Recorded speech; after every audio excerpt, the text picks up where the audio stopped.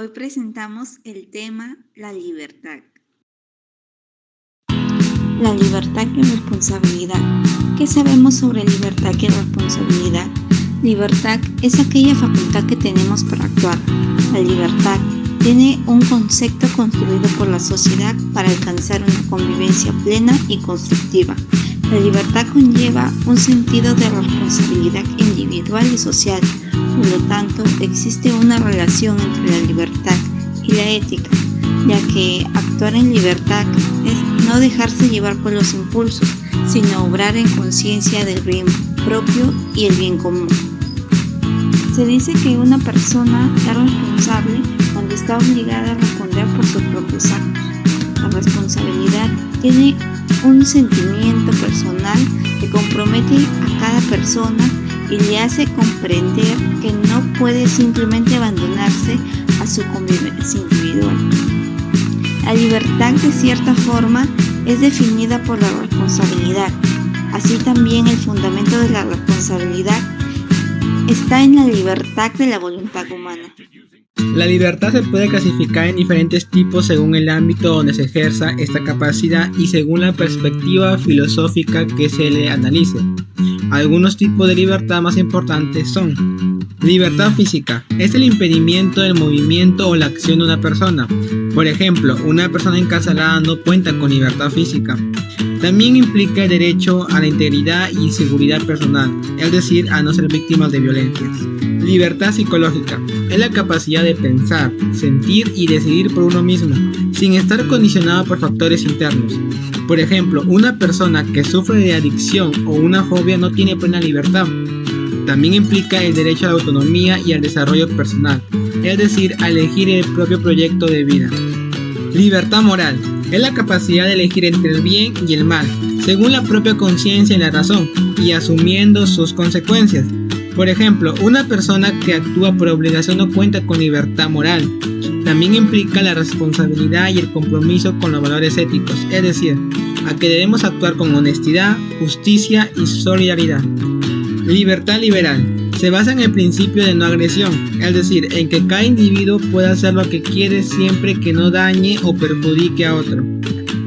Libertad republicana. Se basa en el principio de participación, es decir, en que cada ciudadano puede intervenir en las decisiones colectivas que afecten al bien común. Por ejemplo, una persona puede tener libertad liberal para expresar su opinión, pero no tiene libertad republicana, es decir, no tiene voz ni voto en las instituciones políticas. Libertad de elección. Es la capacidad de decidir por uno mismo qué hacer y qué no hacer, sin estar condicionado por factores internos o externos. La libertad de elección se puede dividir en dos formas: en libertad de especificación, que es la capacidad de elegir entre diferentes alternativas posibles, sin estar obligado a una sola. Por ejemplo, elegir qué carrera estudiar, qué libro leer, qué comida pedir. La libertad de ejercicio es la capacidad de actuar o no actuar, según la propia voluntad, sin estar forzado a hacerlo o a dejar de hacerlo. Por ejemplo, decidir si va al cine o se queda en casa.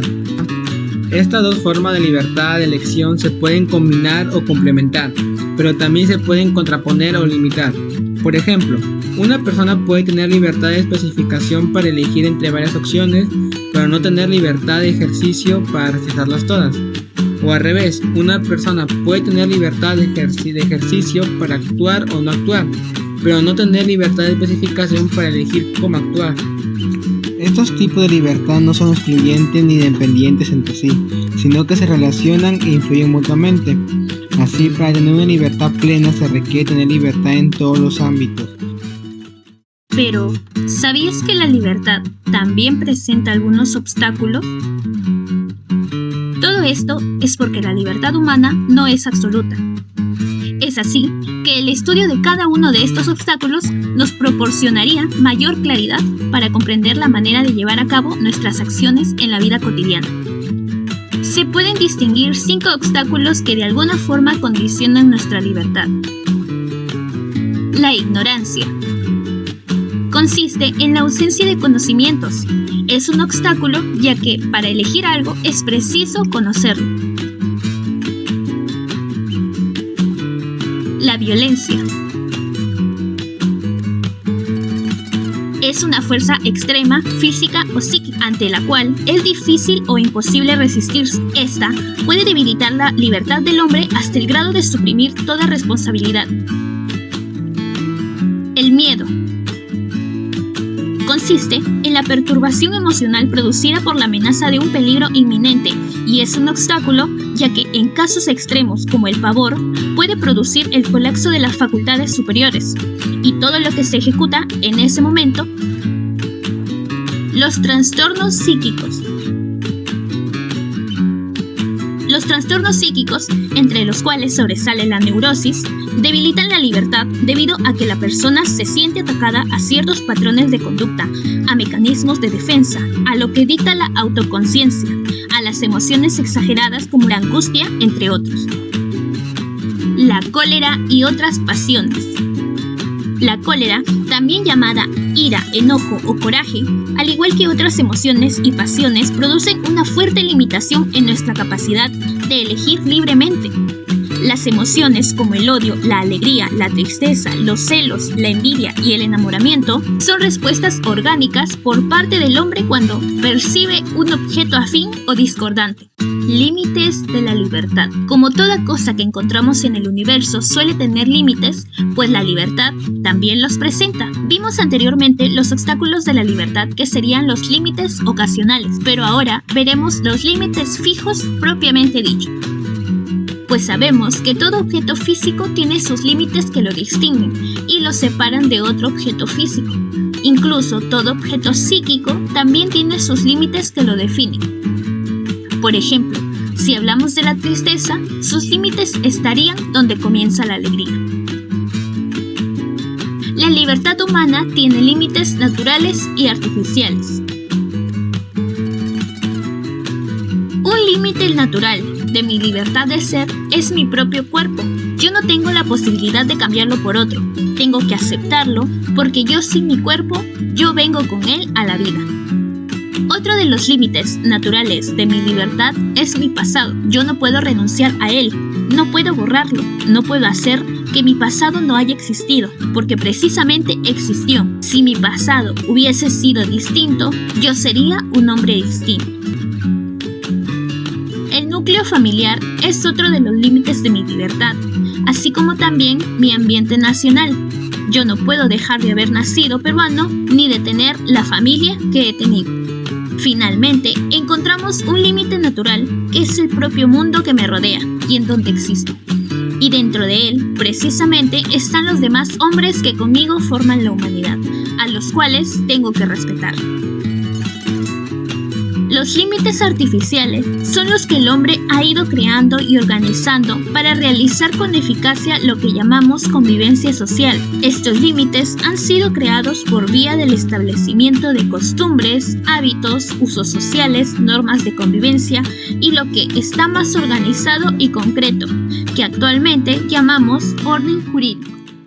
1, 2, 1, 2. Uy, ¿qué pasó? A ver, veamos. Tenemos a un niño que en su entorno se desarrolló la agricultura, entonces es obvio que elige estudiar agronomía. Ahora bien, tenemos a otro niño que también creció en el mismo ambiente, pero eligió estudiar ingeniería mecatrónica. ¡Qué sorpresa!, ¿no? Entonces, ¿actuamos de forma determinada, impulsada por antecedentes que rigen nuestras acciones? ¿O por el contrario, lo hacemos sin estar sometidos a estos factores? A partir de esta hipótesis veamos el problema de la libertad de nuestra voluntad. Arthur Schopenhauer sostiene al respecto que el hombre es libre de hacer lo que quiere, pero no de querer lo que quiere. Para entender esta frase veamos el ejemplo. Una persona puede elegir qué comer, pero no puede elegir tener hambre o no. Ante esto no puede hacer nada. Por su parte, Immanuel Kant sostiene que la libertad de nuestra voluntad consiste en poder producir efectos sin ser determinado por ninguna cosa que no sea ella misma. Además destaca el aspecto moral. Dice que así que la voluntad es autónoma, cuando da origen a la ley moral y se halla subordinada a prescripciones dependientes de fines ajenos a ellos. Otra opinión relacionada al tema es la de Johann Fichte, quien sostiene que la libertad se ejerce a través de la voluntad pura y clara. Esta no solo vence los obstáculos, sino que inclusive los crea para vencerlos. A al haber respuestas y opiniones divididas a la hipótesis planteada, surge la eterna batalla del determinismo e indeterminismo. Una posición dice, todo está escrito, y la otra dice, no, todo depende de nosotros. ¿Quién tiene la razón? Veamos, el determinismo afirma que todo lo que ha habido y habrá, y todo lo que ha sucedido y sucederá, está de antemano fijado, condicionado y establecido, pero no es susceptible a prueba, por cuya razón el determinismo habitualmente es considerado como una hipótesis metafísica o científica. En su defensa, los deterministas dicen que ello se debe a algún carácter finito de la mente humana y a la imposibilidad de tener en cuenta los factores, es decir, el estado del universo. Tipos de determinismo: psicológico, fisiológico, sociológico, teológico y fatalismo. Ahora veamos el indeterminismo. Afirma que nada sucede de forma necesaria, o algunos acontecimientos por lo menos tienen lugar de modo no necesario. Suele negar no solo los acontecimientos que estén determinados, sino también la razón de la supuesta determinación físico y psicológico o espiritual. Sartre al respecto dijo que el hombre está condenado a ser libre,